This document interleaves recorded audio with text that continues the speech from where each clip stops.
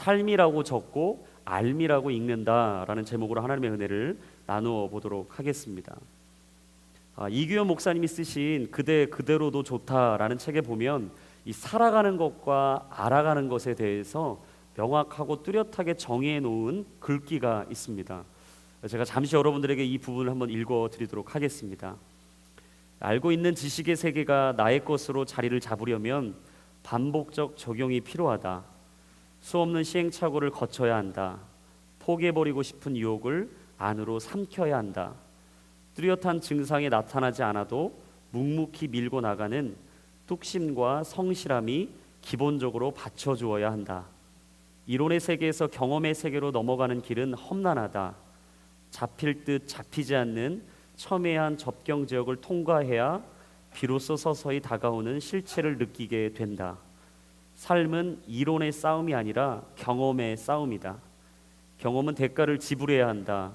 위대한 인생은 머리에 있는 것을 몸으로, 몸에서 다시 인생 전체로 연결해가는 치열한 싸움을 이겨내는 것이다. 유진 피터스는 우리가 큰 일을 하는 것은 특별한 일이 아니다. 우리가 선한 일을 하는 것도 특별한 일이 아니다. 그러나 그 일을 계속 유지하는 것은 특별한 일이라고 말했다. 내가 알고 있는 것을 내면화하고 암과 삶의 거리를 좁히고 일치를 이루는 삶, 그것을 위해 오늘도 우리는 길고도 지루한 싸움을 계속해야 한다라고 적혀 있었습니다. 혹자는 인생에 대해서 이렇게 정의합니다. 인생은 살아가는 것인 동시에 알아가는 것이다. 살아가는 것을 보면서 알게 되고, 또 살아가나 보면서 깨닫게 되고, 알게 되고 깨닫게 되면 또다시 내 인생에 다가오는 수많은 일 앞에 나는 또다시 살아가게 된다라는 뜻이죠. 오늘 본문에 등장하는 요셉은 열심히 살아갔던 사람입니다. 그 살아가는 인생 앞에서 많은 것을 알게 됐고 깨닫게 되었죠. 그 삶이 알므로 이어지는 아름답고 복된 인생, 그 인생을 살았던 사람이 바로 요셉이었어요. 요셉이란 사람을 아마 이 자리에 계신 분들은 대부분 아실 거예요. 왜냐하면 신앙의 가정에서 태어나면 남자의 이름을 주로 요셉으로 짓습니다. 정말 국무총리도 됐고 멋진 인생, 아름다운 인생, 죄와 모든 유혹 가운데 절대 타협하지 않았던 사람이 바로 요셉이었기 때문이에요. 하지만 우리가 이 정도의 요셉을 알면 우리는 사실 요셉이라는 사람을 전부 다 자세하게 아는 것은 아니에요. 왜냐하면 요셉은 그 국무총리의 자리에 오르기까지 수많은 시험과 어려움과 답답함과 힘든 시기와 도무지 이해가 되지 않는 어렵고도 힘든 싸움을 해왔기 때문입니다. 그래서 저는 오늘 이 요셉이라는 사람을 통해서 우리의 삶과 하나님을 알아감에 대해서 오늘 전체적인 창세기 41장을 나누면서 하나님의 은혜를 이야기해 보겠습니다. 우리 창세기 41장 1절의 말씀을 한번 자막을 통해 한번 읽어보겠습니다. 시작. 그로부터 2년 후에 바로가 꿈을 꾸었습니다. 여러분, 요셉이 어떤 사람이죠? 아버지 야곱의 사랑을 한 몸에 받았던 사람이에요. 그의 나이 17세, 정말 젊디 젊은 이 소년의 나이에 꿈을 꾸게 되죠. 이 꿈 이야기를 합니다. 형들이 이 꿈 이야기를 들으면서 계속해서 요셉이 미워지는 거예요. 요셉이라는 사람이 대단한 꿈을 꾸고 나서 형들에게 얘기하는데 형들은 이 요셉의 얘기가 그닥 듣고 싶지 않았어요. 그 시기와 질투와 미움에 결국 은 20에 이스마엘 상인들에게 요셉을 팔아버리죠. 그리고 그가 이집트로 넘어가서 바로의 신하 경호대장이었던 보디발의 집에 노예로 살게 됩니다. 여러분, 요셉이 얼마나 성실하고 충성된 사람이었냐면 보디발이라는 사람이 전혀 알지도 못한 요셉이란 그 어린 청년에게 자신의 집에서 하는 모든 가정일을 맡겼어요. 내가 있었던 우리 가정, 재정적인 거, 군사적인 거, 여러 가지 사람을 관리하는 거, 모든 책임과 의무를, 권리를 요셉에게 준 거예요. 근데 문제는 보디발의 아내였어요. 성경에 보니까 요셉이 참 멋있게 생겼다, 잘생겼다, 아주 준수한 청년이었다. 다른 사람이 보기에는 아주 이 아름답게 뽀샤시한 피부를 가지고 모든 자매들이 설레이는 마음으로, 이 키 얘기는 안 나오는데 아주 멋진 청년이었다라고 얘기를 해요. 그러니까 보디발의 아내도 답답한 남편만 보다가 그 답답한 결혼 생활을 하다가 야, 보암직한 이 요셉이 왔으니까 여러분 얼마나 요셉이 탐났겠어요. 가만두지 않은 거죠. 쉴 새 없이 유혹을 합니다. 밤에 유혹하면 이해가 되겠는데 밤낮 가리지 않고 요셉을 힘들게 하는 거예요. 이 힘든 싸움과 싸움 앞에 요셉은 그 유혹에 넘어가지 않았죠. 이런 자의 그 유혹을 거절했습니다. 그러면서 보디발의 아내에게 요셉이 정말 멋진 고백 하나를 해요. 그게 창세기 39장 9절에 나옵니다. 우리 같이 한번 읽어보겠습니다. 시작. 그런데 제가 어떻게 그렇게 악한 짓을 저질러 하나님께 죄를 지켰습니까? 요셉은 항상 고백했던 것입니다. 이 죄를 짓는 것은 나 혼자만 아는 죄가 아닙니다. 이 죄를 짓는 것은 하나님께 죄를 짓는 것입니다.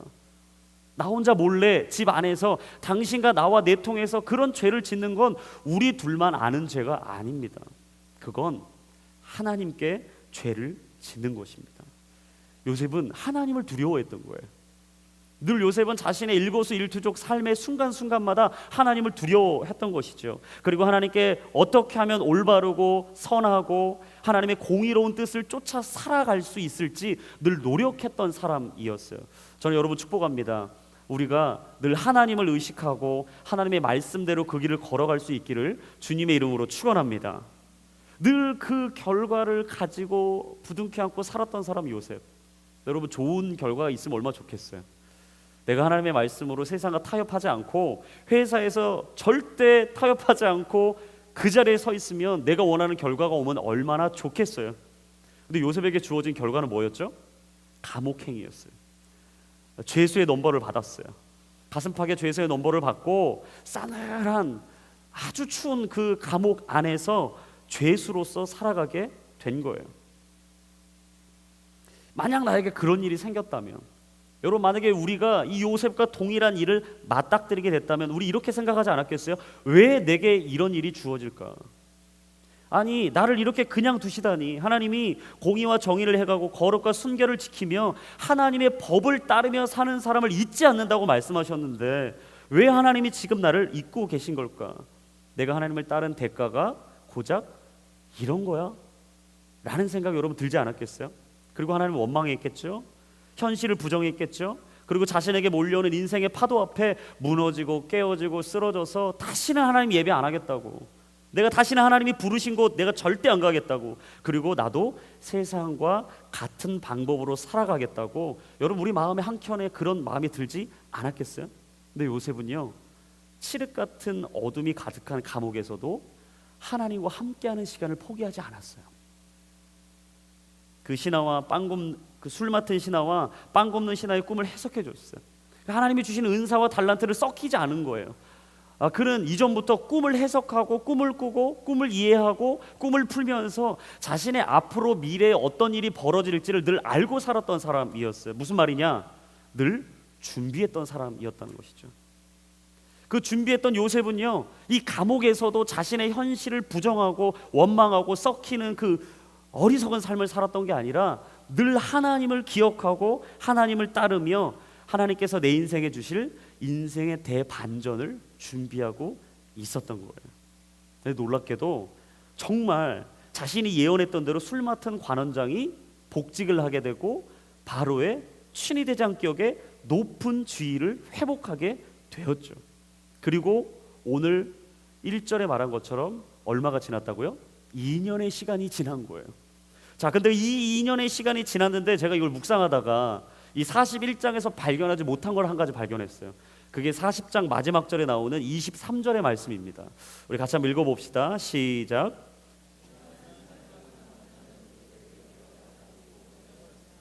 이게 무슨 말인가? 감옥에서 풀려난 술 맡은 관원장이 2년 동안 요셉을 까마득히 잊고 있었다라는 거예요.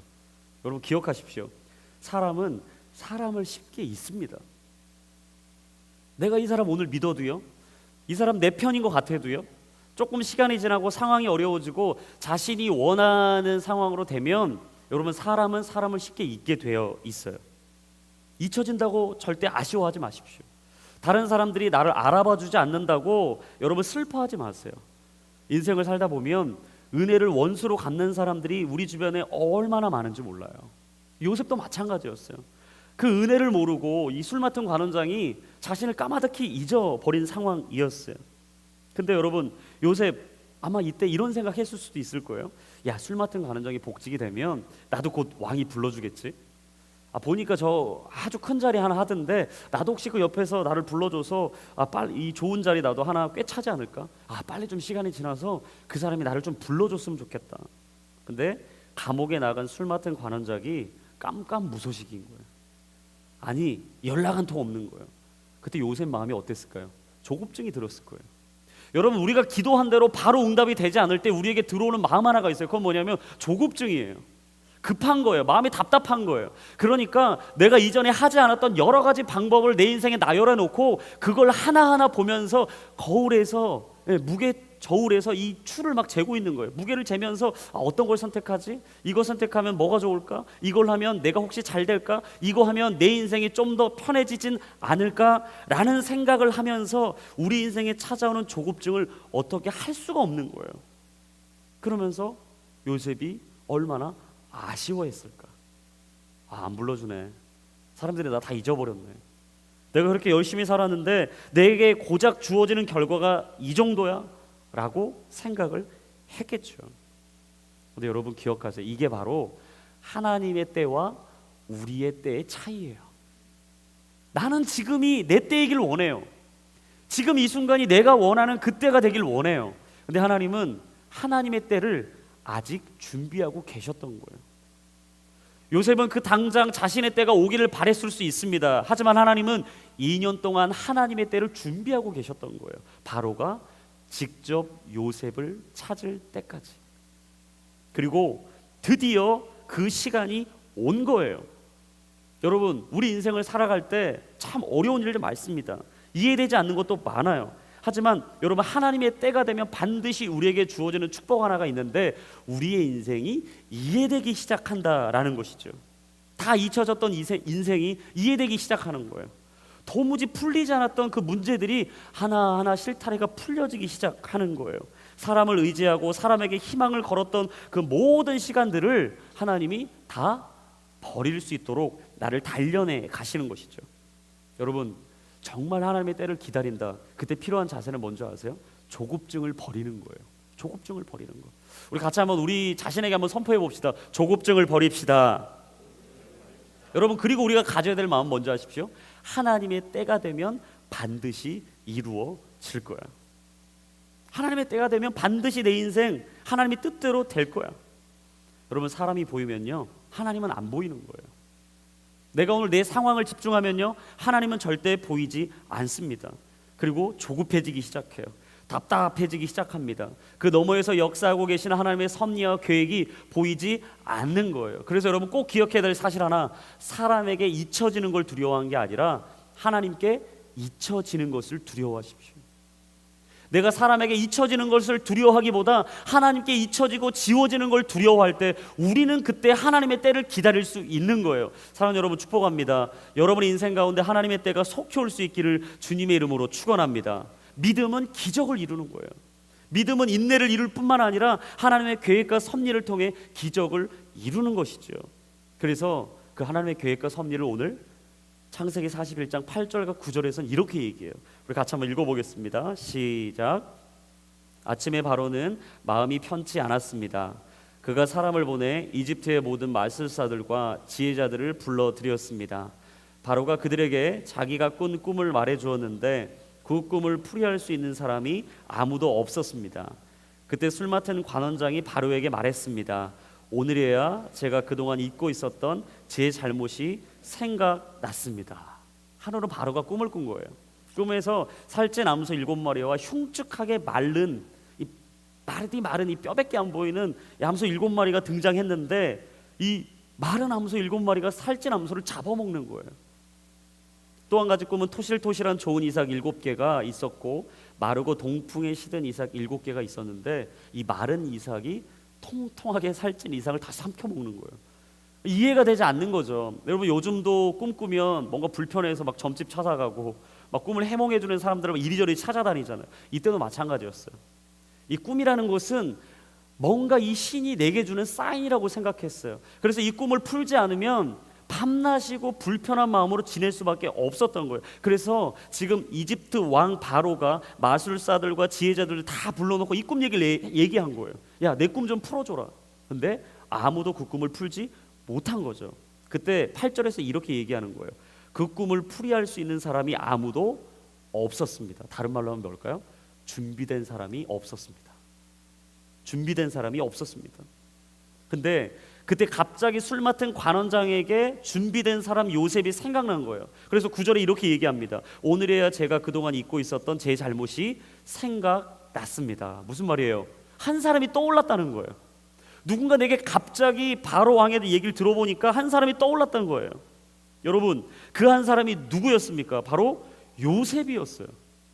감옥에 갇혀 있었던 그 요셉, 아무도 주목하지 않고 있었던 그 요셉. 여러분, 근데 왜 이 사람이 갑자기 요셉을 기억했을까? 이유가 있어요. 그것은 요셉은 준비된 사람이었기 때문이에요. 이 사람도 감옥에서 그 수많은 시간 속에서 요셉을 봤겠죠. 요셉이 하는 행동을 봤을 거예요. 요셉이 어떻게 죄수 생활을 하는지를 옆에서 잘 봤을 거예요. 근데 그 사람이 요셉을 어떻게 판단했냐? 아, 이 사람은 준비된 사람이다. 여러분, 세상에 많은 사람과 우리가 직장 생활도 하고 사회생활 합니다. 믿지 않는 사람이 누굴 보느냐? 하나님을 갑자기 보는 게 아니에요. 예수님을 갑자기 보는 게 아니에요. 무슨 갑자기 성령이 막 역사해가지고 그들의 마음을 어떻게 하고 그런 거 아니에요. 누굴 봅니까? 가장 먼저 그리스도인인 우리를 보는 거예요. 그리고 우리를 통해 하나님을 알게 되는 거예요. 아, 하나님은 저런 분이구나. 아, 예수님은 저런 분이구나. 아, 성령님의 역사라는 것이 제가 얘기하는 그 얘기가 바로 이런 거구나. 아, 정말 하나님의 사람들은 이렇게 살아가는 것이구나. 아마 술 맡은 관원장은 요셉의 준비된 모습을 보고 뇌리 깊이 그를 기억하고 있었을 거예요. 그 어려운 상황 속에서도 게으르지 않게, 아무도 보지 않는데도 나태하지 않게, 그렇게까지 하지 않아도 되는데도 불구하고 안일하지 않게 살아가는 요셉을 보면서, 야, 인생을 낭비하지 않는 사람 요셉, 참 저 사람 괜찮다, 참 저 사람 괜찮다라는 생각을 하고 있었겠죠. 그리고 요셉은 어떤 사람이었을까? 요셉은 믿음을 주는 사람이었어요. 여러분, 한번 생각해 보세요. 여러분, 지금 이 관원장이 왕에게 누군가를 추천한다는 거는요, 목숨을 걸고 얘기하는 겁니다. 아무나 얘기 못하는 상황입니다. 왕에게 그때 그 시절에 아무나 얘기했다면 여러분 목 날아가는 거예요. 이상한 사람 추천한다고 되는 일이 아니에요. 정말 믿음직한 사람을 추천해야 돼요. 얼마나 술 맡은 관원장이 요셉을 믿고 있었는지 우리는 이 상황을 보면서 확실하게 알 수 있는 것이죠. 여러분, 같이 일하다 보면요, 믿음직한 사람이 있고 전혀 안 믿어지는 사람이 있어요. 여러분, 직장에서도 마찬가지시죠. 뭔가 밑에 있는 사람들 일 시키려고 하면 정말 일 맡겨놓으면 알아서 척척척 하는 척척 박사가 있고, 정말 일 맡겨놓으면 답답하게 하는 사람이 있잖아요. 어떤 사람인가? 나는 어떤 사람인가? 요셉은 믿음을 주는 사람이었어요. 듬직한 사람이었어요. 언제나 누구나 요셉을 보면 사명과 부르심이 명확했던 사람, 그 사람이 바로 요셉이었어요. 그래서 결정적인 인생의 기회가 왔을 때 그 기회를 요셉은 잡을 수 있었던 것이죠. 사랑하는 여러분, 저는 축복합니다. 여러분의 인생 가운데 다가올 하나님의 축복의 기회를 기대하시고 준비하시고 믿음으로써 그 자리를 섬길 수 있기를 주님의 이름으로 축원합니다. 사람에게 사랑받을 뿐만 아니라 하나님께도 사랑을 받고 세상의 칭찬을 받을 뿐만 아니라 하나님께도 칭찬받을 수 있는 저와 여러분이 될 수 있기를 주님의 이름으로 축원합니다. 여러분, 근데 그 인생 앞에 하나님께서 주신 놀라운 일이 있어요. 그거 뭐냐? 바로 입으로 요셉을 이렇게 얘기하는 거예요. 그게 창세기 41장 15절 16절에 나와요. 우리 같이 한번 읽어보겠습니다. 시작.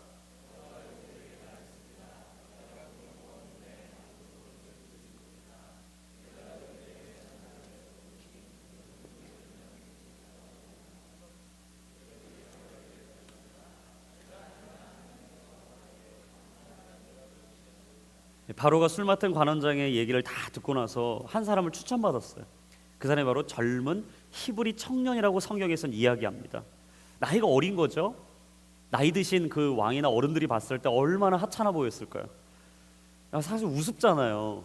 지금까지 산전수전 다 겪고 여러 가지 일 앞에서 아주 옳고 바른 판단을 했던 그 지혜자들과 옆에 있었던 신하들이 이 젊은 히브리 청년 하나 봤을 때 여러분 어떤 마음 들었겠어요? 호빵이 끼는 거죠. 이런 피덩이 같은 게 뭘 하겠다고. 그리고 그동안 이 이력을 봤더니, 이력서를 받아봤더니 이력서가 뭐예요? 죄수예요, 죄수. 넘버 탁탁 박혀 있고 그 안에서 한 건 뭐냐? 그냥 열심히 산 것뿐이에요. 요셉에 대한 이력서에 한 줄 적혀 있는 게 없는 거예요. 여러분, 우리가 직장 구할 때 이력서 쫙 쓰면 여러 가지 스펙이 쫙 써야 되잖아요. 대부분 세상 사람들이 우리를 뭐로 평가합니까? 스펙 보고 평가하는 거예요. 어디 학교 나왔구나. 야, 공부 좀 열심히 했겠네. 어떤 직장에 들어갔구나. 야, 얘 돈 좀 많이 벌겠구나. 거기서 포지션이 어디다. 야, 얘가 드디어 미래가 보이는 애구나. 그래서 많은 사람들이 우리를 평가할 때 사실 스펙을 보고 평가하는 거예요. 근데 깜짝 놀라는 것은 바로가 요셉의 스펙을 봤는데 한 줄 적혀 있어요. 감옥에 있었던 죄수 요셉. 이건 완전 황당한 상황인 거죠.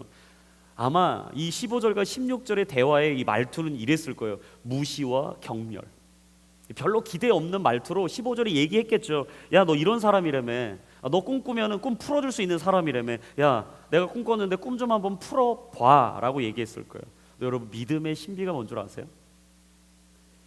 이해되지 않고 해석되지 않던 인생이 이해되고 해석되기 시작한다는 거예요. 이 믿음의 사람 요셉에게 있었던 은혜는 뭐냐면 남들이 보지 못한 걸 볼 수 있었던 사람이에요. 남들이 풀지 못하는 걸 풀 수 있었던 사람이에요. 그때 그 일이, 그때 그 문제가, 그때 그 사건이 내게 왜 일어나고 무슨 의미가 있고 하나님은 어떤 의미로 내게 그 일을 주셨는지가 이해되고 해석되고 풀리는 거예요. 여러분, 믿음이란 그런 것입니다. 믿음의 삶을 살아간다는 것은 그런 것입니다. 지금 당장은 이해되지 않을 수도 있어요. 지금 당장은 풀리지 않을 수도 있어요. 남들이 말하는 대로 다 이것이 그대로 이루어지지 않을 수도 있어요. 여러분, 근데 믿음은 무엇이냐? 남들이 보지 못하는 걸 보는 거예요. 남들이 이해하지 못하는 걸 이해하기 시작하는 거예요. 그 사건 속에서 내가 그렇게 반응하지 않고 다른 태도와 자세로 반응하게 되는 거예요. 어려운 일이 오는데 더 이상 어렵지가 않은 거예요. 분명히 남들이 보면 힘든 사건인데 내겐 더 이상 힘들지 않은 거예요. 왜냐하면 하나님이 그 일을 통해 내게 주실 하나님의 은혜가 있으니까. 할렐루야. 여러분, 절대 그 일 앞에 주저앉지 마십시오. 절대 그 사건 앞에 여러분의 인생을 주의 짜지 마십시오. 여러분을 스스로 여러분 감옥에 가둬놓지 마십시오. 여러분의 문을 활짝 여세요. 믿음으로 여러분의 인생을 활짝 여세요. 그리고 하나님이 하나님의 때에 우리를 부르실 것을 기대하며 그 자리에 서 계십시오. 근데 요셉은요, 그냥 있지만 않았다라는 거예요. 저 이 부분이 너무 멋있어요. 여러분, 그냥 그대로 있는 사람 별로 뭐도 없어요. 근데 여러분 16절에 보세요. 정말 멋있어요. 16절 다시 한번 띄워주실래요? 이렇게 얘기합니다. 요셉이 바로에게 대답했습니다. 제가 아니라 하나님께서 바로에게 평안한 대답을 주실 겁니다. 내가 한다는 게 아니에요. 내가 그렇게 해왔다는 게 아니에요. 내가 지금 그렇게 하고 있다는 게 아니에요. 누가 한다고요? 하나님께서 하실 것입니다. 우리 같이 한번 나 자신에게 한번 선포합시다. 하나님께서 하실 것입니다. 여러분, 믿음으로 다시 한번 여러분 인생에 선포하세요. 하나님께서 하실지어다. 여러분, 하나님이 하신다는 걸 믿으십시오. 하나님이 여러분의 인생을 오늘도 키를 잡고 운행하고 계심을 여러분 믿을 수 있기를 주님의 이름으로 축원합니다. 요셉은 그걸 알았기 때문에 절대 걱정하지 않았어요. 하나님이 하실 것이니까. 나는 하나님의 도구일 뿐이니까. 나는 하나님의 대변인일 뿐이니까. 정말 인생의 지혜 중에 지혜는 내가 누구인지를 아는 거예요. 그래서 저는 요셉을 묵상할 때마다 나이의 어린 그 청년 앞에 제가 한 가지 참 도전이 되는 것은요, 그는 정말 지혜로웠던 사람이다. 여러분, 믿음의 신앙의 깊이는 나이하고 전혀 상관없습니다. 인생의 지혜는요, 인생의 나이와 전혀 상관이 없어요. 지혜와 지식은 전혀 다른 것이에요. 세상에 지식을 쌓아가는 것은 배움으로 이루어질 수 있습니다. 하지만 지혜는요, 쌓여있는 그 지식을 슬기롭고 아름답게 사용하는 것, 그게 지혜예요. 요셉은 그걸 알았던 것이죠. 하나님이 내게 주셨던 그 지혜와 그 지식을 가지고 정확한 때에 정확한 타이밍에 하나님께 쓰임받을 수 있었던 사람, 자신의 영적인 정체성이 명확했고 인생의 위치와 역할을 정확하게 알아서 언제나 당당하고 언제나 멋있게 믿음직했던 사람, 그 사람이 바로 요셉이었어요. 두려움이 아니라 분주함이 아니라, 조급증이 아니라, 우울증이 아니라 내 삶에 언제나 평안하게 그 자리에 서 있었던 사람, 바로 요셉. 저는 오늘 그 요셉의 삶이 저와 여러분들의 아름다운 삶으로 이어질 수 있기를 주님의 이름으로 축원합니다. 그런데 그가 꿈에 대해서 이렇게 해석하는 겁니다. 우리 35절과 36절이에요. 한번 읽어볼까요? 시작.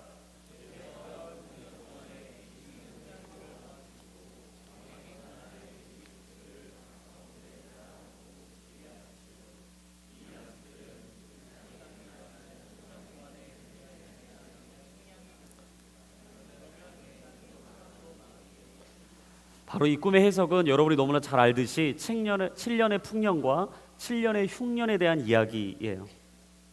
그러니까 흉년을 위해서 풍년의 때 잘 준비하라고 얘기하고 있는 것이죠. 근데 여러분 놀라운 게 뭐냐? 우리 인생에도 흉년과 풍년이 있다는 거예요. 여러분 반드시 우리가 풍년의 때를 겪을 때가 있어요. 뭔가 막 해도요 술술 다 풀릴 때가 있어요. 내가 뭔가 작은 것만 했는데 큰 결과가 이루어질 때가 있어요. 아니 내가 전혀 예상하지 못한 일을 했는데 그것이 예상 밖의 결과를 내게 가져와서 정말 기대 이상의 풍년을 겪을 때가 있어요. 근데 여러분 풍년이라는 것은 무엇이냐? 풍년이라는 것은 무엇이냐? 흉년을 준비하는 시간이라는 거예요. 흉년을 준비하는 시간. 혹시라도 우리 인생 가운데 풍년의 시간을 경험하고 계십니까? 그렇다면 기억하세요. 그 풍년은 흉년을 준비하는 시간이에요. 혹시 여러분들이 풍년의 시간을 겪고 있다고 자만하고 교만해 계십니까? 어깨가 으쓱해서 하나님이 해주신 것이라기보다는 내가 여기까지 왔지, 내가 이렇게 한 거지, 내가 노력했지, 내가 회사에서 얼마나 수고했는데 남들이 안 하는 야근 내가 다 했잖아, 내가 그동안 다른 사람들이 안 하는 거 뒤치다거리 내가 다 했잖아, 이 정도면 내가 이거 정도는 얻어야지 라고 혹시 생각하고 계세요? 여러분 기억하세요. 그 교만과 자만의 자리에서 빨리 내려오셔야 돼요. 왜냐하면 벼는 익을수록 고개를 숙이기 때문이에요. 하나님은요 높은 자를 낮추시고 낮은 자를 높이신다고 말씀하셨어요. 겸손하게 낮은 곳에서 하나님의 일을 준비하십시오. 그리고 여러분 잊지 마세요. 풍년의 시간은 흉년의 시간을 준비하는 것이라는 거예요. 그 시간을 준비하면서 드디어 오늘 본문의 요셉에 대해서 바로는 이렇게 얘기합니다. 우리 37절과 38절입니다. 읽겠습니다. 시작. 이 제안이 바로와 그 모든 신하들에게 좋게 여겨졌습니다. 바로가 자기 신하들에게 말했습니다. 우리가 이 사람처럼 하나님의 영이 있는 사람을 찾을 수가 있겠느냐? 저는 이 부분이 너무 좋았어요. 바로와 그의 모든 신하들에게 좋게 여겨졌습니다. 다른 말로 하면 뭐예요? 모두에게 사랑받는 사람 요셉. 여러분 축복합니다. 여러분은 모든 사람에게 사랑받는 사람 되기를 축복합니다. 있으면 행복해지는 사람, 같이 있으면 마음 편안해지는 사람, 괜히 볼수록 볼매여가지고 보면 볼수록 막 매력적이어서 막 볼매여가지고 내 옆에 딱 두고서 친구하고 싶은 사람. 여러분 그런 사람은요 밥 주고라도 친구하셔야 돼요. 밥 사주고서라도 돈을 좀 투자하셔야 돼요. 예, 자꾸 밥집 가서는 먼저 내라, 이게 자꾸 신발끈, 요즘 신발 운동화 잘 안 신으니까 끈 묶을 수도 없는데 괜히 구두 잘 들어가는데 구두 쭉 꼭 찾지 마시고, 정말 볼수록 매력적인 친구는요 돈을 줘서라도 내 옆에 두셔야 돼요. 왜냐? 그 축복이 내게 흘러와요. 그 선한 영향력이 내게 흘러와요. 그리고 내가 예상하지도 못할 때 그 친구 때문에, 그 사람 때문에 내가 하나님의 은혜를 경험하게 되는 거예요. 그리고 그 다음에 뭐라고 얘기하죠? 우리가 이 사람처럼 하나님의 영이 있는 사람을 찾을 수가 있겠느냐? 요셉은 뭐예요? 하나님의 영으로 충만했던 사람. 같이 한번 선포합시다. 하나님의 영으로 충만한 사람. 여러분 이 사람이 어떤 사람이냐? 진짜 사랑받는 사람이라는 것이죠. 요셉은 하나님의 영으로 가득했던 사람이었어요. 순간순간 하나님의 성령의 인도하심을 따라가고, 내가 생각하고 내가 판단하고 내가 결정 짓기 전에 성령의 인도하심을 바라보며 한 걸음 한 걸음 인생의 스텝을 밟아갔던 사람, 그 사람이 요셉이었다라는 거예요. 여러분 혹시 요즘 선택의 기로에 서 계십니까? 어떤 결정의 기로에 서 계십니까? 어떤 상황에서 혹시 여러분이 오늘 아주 중요한 선택을 하셔야 됩니까? 그렇다면 여러분 기억하십시오. 내가 앞서가기 전에, 내가 경험했던 걸 앞세우기 전에 하나님께서 내게 말씀하신 걸 여러분 인생의 앞에 세우십시오. 그리고 성령께서 세미한 음성으로 오늘 내게 말씀하실 그 음성을 들을 수 있도록 하나님께 집중하십시오. 그 영적인 균형을 잡고 성령의 뜻을 따라 살았던 요셉을 오늘 이집트 왕 바로는 그 나라의 탑으로 세우는 것이죠. 바로 총리. 그 어린 나이 30세에 그는 총리가 되었다라고 성경은 이야기합니다. 17세에 이스마엘 상인들에게 팔렸고 30세에 총리가 됐다면 그가 그토록 하나님의 때를 기다린 시간은 13년을 훌쩍 넘는 시간이었어요. 그 시간 앞에서 요셉이 새롭게 얻게 된 이름이 있어요. 그게 창세기 41장 45절에 나옵니다. 우리 같이 한번 읽어볼까요? 시작.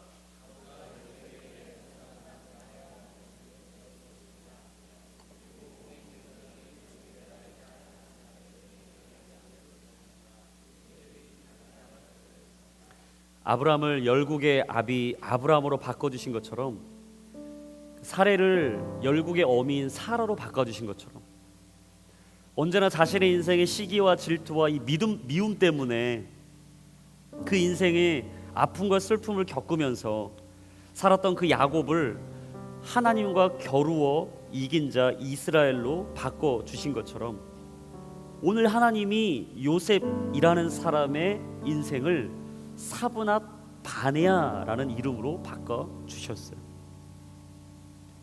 사브낫 바네아라는 이름의 뜻은 이러합니다. 은밀한 것을 열어보는 사람이다. 요셉은 보이지 않는 것을 볼 수 있었던 사람이었습니다. 모든 사람들이 묶여있는 그 키를 풀 수 없다고 얘기했을 때 하나님을 향한 믿음이라는 키를 가지고 그 자물쇠를 풀어냈던 사람, 그 사람이 요셉이었어요. 언제나 하나님의 영으로 충만했습니다. 성령을 따라 행했던 사람이었고 하나님의 말씀보다 앞서지 않았던 사람이었고 이 모든 일이 하나님의 때에 하나님의 계획 가운데 정확히 이루어질 것을 날마다 믿고 고백했던 사람이 요셉이었어요. 그런데 그 13년의 시간을 통해 인생이 완전히 180도 바뀌어 버린 거예요. 끌려다니는 인생에서 끌고 다니는 인생이 된 거죠. 목마른 자에서 언제나 생수의 강이 흘러넘치는 성령 충만한 인생으로 인생 역전을 이루게 된 것입니다. 그리고 하나님께서는 그 요셉의 인생을 그냥 두지 않으시고 두 아들을 주셨어요. 그 첫 번째 아들이 므낫세. 그 이름의 뜻은 하나님께서 나로 하여금 내 모든 수고와 내 아버지의 집에 모든 일을 다 잊게 하셨다. 두 번째 아들의 이름 에브라임. 그의 뜻은 하나님께서 나로 하여금 내 고난의 땅에서 번영하게 하셨다입니다. 여러분 14년 동안 얼마나 힘들었겠어요. 얼마나 답답했겠어요. 당장 그 일이 안 이루어지니까 그렇게 은혜를 베풀었던 술 맡은 관원장이 바로에게 갔는데도 불구하고 자신을 불러주지 않으니까 얼마나 조급했겠어요. 내가 계획하고 내가 생각하고 내가 플랜을 짜놨던 이 인생의 길이 당장 내가 원하는 때 이루어지지 않을 때 여러분 얼마나 답답하십니까? 당장 그 인생의 길을 막 뚫고 나가고 싶지 않으세요? 그 13년의 시간이 얼마나 고통스럽고 답답하고 힘들었겠어요. 근데 하나님은 그의 인생에 첫 아들을 주셨는데 너의 슬픔과 아픔과 고통을 다 지워주신다라는 거예요. 그리고 두 번째 아들, 내 고난의 땅에서 번영하게 하실 것이다. 그러면서 하나님은 요셉의 인생을 어떻게 사용하셨냐? 창세기 41장 마지막 57절에 보면 이렇게 이야기합니다. 온 땅에 기근이 심했기 때문에 온 세상 사람들이 곡식을 사러 이집트에 있는 요셉에게로 왔습니다. 예전에는 늘 갈구하며 찾아다녔을지 몰라요. 언제나 내 인생 반전이 이루어질까? 인생 역전 언제나 이루어지나? 내가 모든 것을 찾아다니고 분주한 인생이었어요. 근데 하나님이 요셉의 인생을 어떻게 바꿔주셨냐면 굳이 찾아다니지 않아도 되는 사람으로 바꿔주셨어요. 세상이 나를 찾아오는 거예요. 내가 거기를 어렵게 찾아가는 게 아니라 다른 사람이 나를 찾는 거예요. 야, 나 한 번만 도와줘 라고 말하는 게 아니라 다른 사람들이 내게 얘기하는 거예요. 야, 나 한 번만 도와줄 수 없니? 내가 다른 사람에게 애걸복걸하면서 나 이렇게 됐으면 좋겠어, 이거 좀 줘, 나 이렇게 좀 도와줘 말하는 게 아니라 다른 사람들이 내게 와서 그 얘기를 하는 거예요. 나 한 번만 도와주십시오. 당신을 보니 당신 안에 하나님이 계신 것 같은데 그 하나님의 일을 내게도 좀 나눠주십시오 라고 얘기하는 거예요. 더 이상 찾아다니지 않고 더 이상 갈구하지 않고 세상과 사람 앞에서 더 이상 목말라 하지 않는 인생으로 하나님이 요셉을 바꿔주신 거죠. 함께하면 행복하고 기분 좋은 사람 요셉. 언제나 그의 얼굴은 밝았고 빛이 났고 어디서나 어느 자리에서나 그 자리가 최고임을 알고 성실하게 땀 흘리고 그때가 되면 하나님께서 나를 반드시 들어 쓰실 거라는 것을 믿고 살았던 사람 요셉. 하나님은 기가 막힌 타이밍에 그의 인생을 옥토로 만들어 주셨습니다. 그리고 우리는 지금도 요셉이란 사람을 한 나라의 국무총리였을 뿐만 아니라 하나님 앞에 죄를 짓지 아니하고 두려움과 떨림 속에 살았던 사람이었고 바로 하나님의 말씀대로 그 뜻을 이루며 살았던 사람 요셉으로 기억하고 있습니다. 사랑하는 여러분, 우리는 오늘도 누군가에게 그 세상 앞에 무엇이라고 기억되고 싶으십니까? 우리는 오늘도 살아갑니다. 치열하게 인생을 살아갑니다. 하지만 그 삶 속에 하나님을 알아갑니다. 그리고 그 알아감에 있어서 우리는 또다시 새로운 인생의 지경으로 나아갑니다. 오늘 우리 모두 이 삶을 통해 하나님을 더욱 알았다면 그 알을 통해 또 다른 인생의 자리로 나아갈 수 있게 되길 바랍니다. 오늘 그 자리로 결단하시고 그 믿음으로서 반응하시고 하나님이 우리를 부르실 때 주저하지 말고 하나님께로 담대하게 나아갈 수 있는 저와 여러분들의 인생이 될 수 있기를 주님의 이름으로 축원합니다.